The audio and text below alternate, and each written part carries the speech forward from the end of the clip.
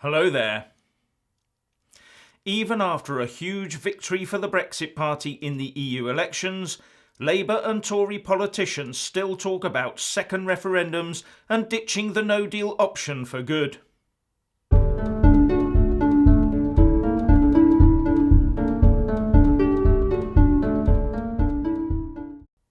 You do have to wonder how thick the virtual walls are that protect the residents of the Westminster bubble, don't you?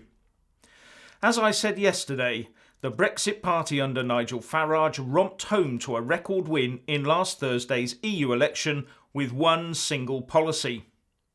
But instead of receiving the message loud and clear, many of our politicians are still trying to spin it as a Remain win, and that the result really somehow now means that we need a second referendum and to ditch the no-deal option. Also, that if they'd all clubbed together, then they'd have won more seats for the Remain side. Well, they had that chance and it didn't happen. The voters all knew what they were personally voting for, and the result is the result, with the main message being that the top priority for voters is a proper and complete Brexit above all else. There is also one other big point to remember, something I omitted to mention yesterday, and that is EU 27 nationals vote in the EU elections, but they did not vote in the 2016 EU referendum because that was based on UK general election rules. So if you assume that the vast majority of those voted for parties other than UKIP or the Brexit Party, then that will have skewed any comparison with the 2016 referendum towards Remain. According to the BBC, about 3.2 million EU 27 nationals live in the UK. Some, of course, will be children. Some won't vote. Some may even back a Brexit Party. And some will vote in their home country but not in the UK. But the remaining number would surely still be significant enough to move the centre of gravity of the whole vote towards Remain. That makes the Brexit Party win even more significant. But even in the face of this one simple message from the EU election, our politicians are doing their level best to drag the narrative back towards second referendums and the like. On the Tory side, it looks like many of the leadership and therefore number 10 hopefuls are rejecting the no-deal option, which of course means that the EU will only ever keep the untouched withdrawal agreement on the table as the clock winds down to the 31st of October, which in turn would then almost certainly force an Article 50 revocation, because it would only take France, for example, to reject an Article 50 extension to force the issue.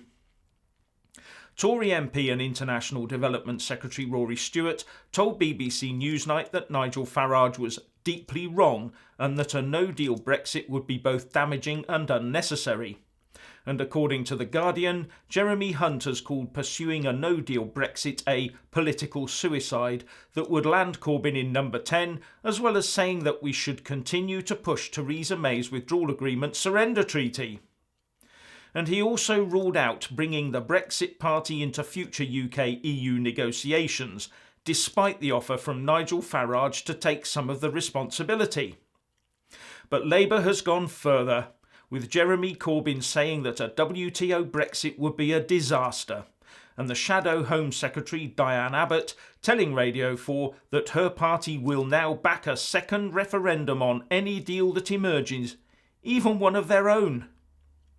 As far as I'm concerned, putting aside the Tilbrook Article 50 extension judicial review, now that we're locked into the EU by treaty law until the 31st of October, anyone not actively backing a no-deal exit on that date while working towards some sort of deal in the future is an out-and-out Remainer.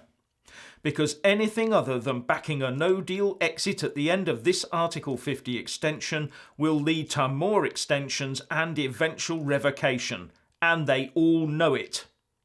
It's well past the time that they pinned back their ears, listened and obeyed. Anyway, what do you think? Please share and comment, and thank you for watching. Please do like and share this video, and also subscribe to my channel. And when subscribing, Please do remember to press on the little bell next to the subscribe button. That way you'll get an alert every single time I put up a new video. Thank you very much for watching.